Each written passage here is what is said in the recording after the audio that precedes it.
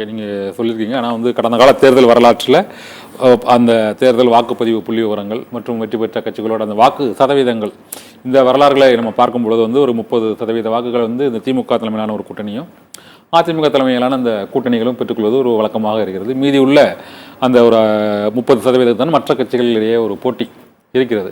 இப்போதைக்கு அந்த கள நிலவரம் அப்படிங்கிறது வந்து பாரம்பரிய அந்த அரசியல் கள நிலவரம் வந்து இப்போதைக்கு மாறி இருப்பதற்கான சூழல் வந்து உண்மையிலேயே கணிந்திருக்கிறதா? ஏனென்றால் என் மக்கள் என் யாத்திரை, அந்த யாத்திரையை நடத்திருக்காங்க. இன்னொன்று, நம்ம பிரதமர் நரேந்திர மோடி ஒரு 5 முறை தமிழகத்துக்கு வர வரங்க, இன்னொரு 3 தடவை வர இருக்கிறாங்க. இந்த யாத்திரைகள் மற்றும் இந்த ரோட் ஷோக்கள், இந்த பிரச்சார பொதுக்கூட்டங்கள், இது மட்டுமே ஒரு வாக்கு வங்கியை நீங்க வந்து ஒரு கட்சிக்கு வந்து அதிகரிச்சிருவோம்னு நினைக்கிறீங்களா?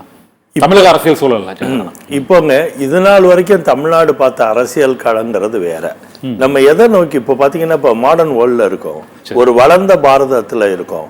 தமிழ்நாடும் ஒரு வளர்ச்சி பாதையில் இருக்கக்கூடிய ஊராக தான் இருக்கு. இன்ன வரைக்கும் தமிழ்நாடு வந்து நம்மளோட ஐக்யூ ஸ்டாண்டர்டு ஜாஸ்தியா இருக்கிறதுனால, தமிழ் உணர்வுல மரபணுவில் நம்மளோட அறிவாற்றல் ஜாஸ்தியா இருக்கிறதுனால தான் நம்ம படிப்பறிவு நிறைய எடுத்திருக்கோம். படிப்பறிவு நிறையா இருக்கிறதுனால தான் இன்னைக்கு பொருளாதார வளர்ச்சியும் இருக்கு. அதே சமயத்தில் இன்னைக்கு வந்து நிறைய உலக நாடுகள்லேருந்து நிறைய தொழில் முனைவோர்கள் இங்கே வந்து செயல்படக்கூடிய அமைப்பும் இருக்கு. இப்போ என்ன இதெல்லாம் எந்த விதத்தில் பாரதத்தில் வந்து தமிழ்நாடோட களம், அரசியல் களம் மாற்றத்தை நோக்கி வந்திருக்குன்னா, இன்னைக்கு இருக்க 18 வயசுலேருந்து 35 வயசு உள்ள மனிதர்களுக்கு வந்து திராவிட கலாச்சார பிம்ப பதிவுகளே கிடையாது. ஏன்னா ஒரு காலத்துல நாங்க படிச்ச காலத்துல, நீங்க படிச்ச காலத்துல நமக்கு தமிழ் மொழியும் ஆங்கிலம் தான் கத்துக்கிட்டோம். இப்ப இருக்க குழந்தைங்க எல்லாம் இங்கிலீஷ் மீடியத்திலேயே படிச்சு வர்றதுனால ஒரே மொழி தான் படிப்புங்கிறத பாத்தீங்கன்னா ஆங்கிலம் மட்டுமே ஒரு மொழியா இருக்கு. நம்ம இரட்டை மொழி கொள்கை நம்ம சொல்றோம், ஆனா இன்னைக்கு இருக்க என் பேத்திக்கிட்ட போய் தமிழ்ல பேசுறதுங்கிறது எனக்கே சிரமமா இருக்கு. ஏன்னா பெரும்பகுதி வார்த்தைகள் அவர்கள் பிரயோகிக்கப்படுறதே என்னன்னா ஆங்கில மொழியா தான் இருக்கு. தமிழ் கலந்து, அதான் தங்கிலீஷ்னு ஒரு லாங்குவேஜ் நம்ம கொண்டாந்துட்டோம். இப்ப சினிமாலாம் பாருங்க, பாடல்கள்லாம் பாருங்க, எல்லாமே தமிழும் ஆங்கிலம் கலந்ததுதான் ஜாஸ்தியா இருக்கு. இதுக்கு காரணம் என்னன்னா, இந்த ஜெனரேஷன், இந்த 18லேருந்து 35 வயசுக்குள்ள இருக்க ஜெனரேஷனுக்கு திராவிட பதிவுகள், திராவிட கோட்பாடும் திராவிட கொள்கைகளோட பதிவுகள் ரொம்ப டிமினிஷிங் ஃபேக்டர், ரொம்ப டிமினிஷிங் ஆயிடுச்சு. இந்த டிமினிஷிங் ஃபேக்டர் தான் என்ன ஆச்சுன்னா இப்போ மனமாற்றத்துக்கு வந்துருச்சு. மடைமாற்றத்துக்கு வந்தது காரணம் அதனாலதான் இந்த அரசியல் களம் உங்களுக்கு ஒரு வித்தியாசம் இருக்கு. இப்போ நம்ம இது நாள் வரைக்கும் ஒவ்வொரு கட்சியோட தலைவர்கள் பாத்தீங்கன்னா ஒரு மினிமம் ஒரு 40 ஆண்டுகள் அரசியல் அனுபவம் மிக்கவர்கள் இருப்பாங்க. அதே சமயத்துல பாத்தீங்கன்னா ஒரு அரசாங்கத்துல ஒரு 10லேருந்து 15 ஆண்டுகள் முதலமைச்சராக இருந்த கூடிய அனுபவம், அரசியல் தாண்டி அரசாங்க அனுபவமும் கலந்தவர்களாக இருப்பாங்க. இப்படிப்பட்டவங்களுக்கு என்னன்னா அரசியலும் அரசாங்க அனுபவத்தையும் கலந்து வந்தவங்க பெரும்பகுதி என்ன பண்ணாங்கன்னா 2 திராவிட கட்சிகளுக்குள்ள ஒரு போட்டி மனப்பான்மையை வளர்த்துக்கிட்டாங்க. இப்ப திராவிட கட்சியிலே நீங்க பாத்தீங்கன்னா திமுக வலிமையாக எதுக்கும் எதிர்கட்சியாக தான் அதிமுக செயல்பட்டிருக்க ஒழிய மற்றபடி பெரிய கொள்கை பேதங்களோ கொள்கை வேறுபாடுகளோ கிடையாது. திமுக எதிர்ப்புக்கு உண்டான கட்சி தான் அதிமுக.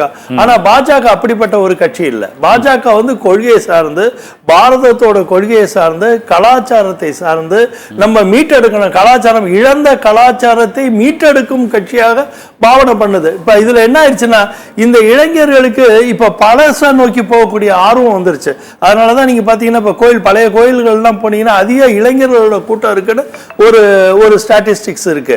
இப்ப வெளிநாட்டுல இருந்து படிச்சு வெளிநாட்டுக்கு போய் நல்ல வெல் செட்டில் ஆன இளைஞர் சமுதாயம் அவங்க குடும்பத்தை, அவங்களோட அடுத்த சந்ததியர்களை விரும்பி கூட்டிட்டு வர இடமே எதுன்னு பாத்தீங்கன்னா நம்மளோட 2000 காலத்து பழமையான விஷயங்கள், 1000 காலத்து பழமையான விஷயங்களை பார்ப்பதற்கு தான் வராங்க. அப்ப என்னாச்சு, கலாச்சாரம் ஒரு சைக்கிள் முடிஞ்சு அடுத்த சைக்கிள் கிரியேட் ஆகுது. இந்த அடுத்த சைக்கிள் எடுத்துட்டு வரக்கூடிய பீப்புள் தான் இந்த 18லேருந்து 35 வயசு உள்ளான நண்பர்கள் இருக்கிறதுனால இப்ப என்னாச்சுன்னா அரசியல் பார்வை என்னாச்சுன்னா, நீ அரசியல்ல இருந்த, உனக்கு அரசியல் அனுபவம் வேணும், உனக்கு அரசாங்கத்தோட அனுபவம் வேணுங்கிற பார்வை போய் நீ எந்த சமுதாயத்தை ஒத்து நடத்தக்கூடிய ஒரு தலைமை வேணுங்கிற முடிவு வந்ததுனாலதான் எங்க மாநில தலைவரை வந்து ஒரு இளைஞர்களாக தேர்ந்தெடுத்து இளைஞரா இங்க பதவியேற்பு கொடுத்திருக்காங்க. இந்த இளைஞரா பதவியேற்கும் போதுதான் என்ன, ஒரு சுமூகமான உறவை ஒரு இளைஞர் சமுதாயம் எடுத்துக்கக்கூடிய அமைப்பா இருக்கு. அவங்களுக்கு இன்னொரு வயது சார்ந்தவர்களோட கனெக்ட் பண்ணிக்கிறத காட்டிலும் இளைஞரா இருக்க இளைஞரான தலைவரை கனெக்ட் பண்ணக்கூடிய வசதியும் வாய்ப்பும் அவங்க மனசுல பிரகாசமா இருக்கிறதுனாலதான் இன்னைக்கு பாரதிய ஜனதா கட்சி மிகப்பெரிய எதிர்கட்சியாக, இன்னைக்கு ஆளுங்கட்சிக்கு எதிர்கட்சியாக பவனி ஒரு மிகப்பெரிய கட்சி தமிழ்நாட்டில் இப்போ என்னன்னா அது பாரதிய ஜனதா கட்சி தான். இன்னைக்கு நான் கூட பார்த்தேன், கரூர்ல நம்ம வேட்பாளர் ஓட்டு கேட்க போறாரு, அந்த ஊரே பின்னால திரண்டு போயிட்டே இருக்கு, அந்த ஊரே முழுக்க போகுது. ஆச்சரியமா இருக்கு. இதெல்லாம் புதுசு தமிழ்நாட்டுக்கு, இது மிகப்பெரிய புதுசு. பாஜக இங்க போட்டியா இருக்குது, அதிமுகவா திமுகவா எது போட்டியா நினைக்கிறீங்க நீங்க? இன்னைக்கு நாங்க இன்னைக்கு எங்களோட மத்தியத்துல நாங்க ஆளுங்கட்சி. சரி, இங்க தமிழ்நாட்டுல யார் கூட தான் சொல்றேன், மத்தியத்துல பாஜக ஆளுங்கட்சியா இருக்கும்போது நாங்க ஆளுங்கட்சியை எதிர்த்து தான் நாங்க அரசியல் பண்ண வேணும். ஏன்னா ஒரு எதிர்கட்சிக்கு எதிர்கட்சியா செயல்படுறதுங்கிறது ரொம்ப கஷ்டம். சரி, ஒரு அதிமுக ஒரு எதிர்கட்சி, அதிமுகவே எதிர்கட்சிக்கு நாங்க ஒரு எதிர்கட்சி பண்ண முடியாது. அதனால நாங்க எதிர்கட்சியா செயல்படுறது ஆளுங்கட்சியை நோக்கி தான் இருக்க முடியும். ஏன் ஆளுங்கட்சியை நோக்கி தான் நம்ம இருக்க முடியும்னா, ஆளுங்கட்சியோட தவறுகளை சுட்டி காட்பதுதான் ஒரு கட்சியோட வேலையா இருக்கும்போது நாங்க அதிகமா ஆளுங்கட்சியோட தவறுகளை குறைஞ்சபட்சம் ஒவ்வொரு நாளும் ஒவ்வொரு தவறுகளையும் நாங்க அதிகமா தொடர்ந்து அவங்களை எதிர்ப்பு மட்டும் இல்லாம அவங்கள வழிகாட்டுதல் வழியில போய் நாங்க இப்ப எதிர்ப்பை தெரிவிக்கிறோம். இப்ப அதனாலதான் என்ன ஆச்சுன்னா, மக்கள் மனசிலே பாஜக தான் மிகப்பெரிய எதிர்கட்சியாக உருவகப்படுத்திருச்சு. இப்ப நாங்க பண்ணல, எங்களோட செயல்பாடு, எங்களோட அணுகுமுறை, நாங்க எந்த மாதிரி மக்களுக்கு நல்லதை செய்யணும்னு சொல்றோம், ஒவ்வொரு தவறுகளை ஒரு அந்தந்த க்ஷணமே அந்தந்த நிமிஷமே நாங்க சுட்டி காமிக்கிறோம்.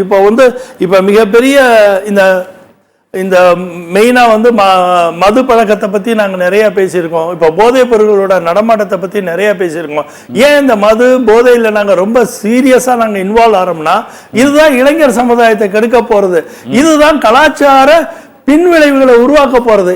எங்களோட கட்சியோட கொள்கை என்ன, இழந்த கலாச்சாரத்தை மீட்டெடுக்கணுங்கும் போது இந்த கலாச்சார சீர்கேடுக்கு உண்டான மதுவோ போதைப் பொருட்களோ நாங்க கண்ட்ரோல் எடுக்கணுங்கிற முடிவு நாங்க சீர்க்கமா இருக்கிறதுனாலதான் எங்களோட குரல் அதுல ஓங்கி ஒழிச்சு கொண்டு இருக்கு. இப்போ தமிழ்நாட்டில் ஓங்கி ஒழிக்கிற மாதிரி இருக்கிறாங்க, ஒரு 12 மாநிலங்களில் பாஜக ஆட்சியில் இருக்கிறாங்க, அங்கே இந்த மது போதை முழுமையாக ஒழிந்து எல்லா இடத்துலையுமே நீங்கள் பார்த்தீங்கன்னா, ஜென்ரலாக பார்த்தீங்கன்னா பாரதம்னு நினைக்கும் போது நாங்கள் தொன்மையான ஞாபகத்தை மீட்டெடுக்கணும்னு நினைக்கிறோம், தொன்மையான பதிவுகளை மீட்டெடுக்கணும்னு நினைக்கும் போது அங்கே கண்டிப்பாக நம்ம கலாச்சார பண்பும் நம்ம பாதுகாப்பும் நமக்கு மகளிரோட பாதுகாப்பும் அவங்களோட சிறப்பான வாழ்வாதாரத்தை நாங்கள் கவனிக்க போகும்போது மதையும் போதையும் நாங்கள் ஒழிச்சே ஆகணும். அது எந்த மாநிலமாக இருந்தாலும் அது முதல் கட்ட படியாக எங்கள் மோடி அவர்கள் எடுக்கிறாருன்னு தான் எங்களோட அனுமானம். அது மட்டும் இல்லாமல் நடக்கிற நிகழ்வுகள்லாம் அதை நோக்கி தான் போயிட்டு இருக்கு.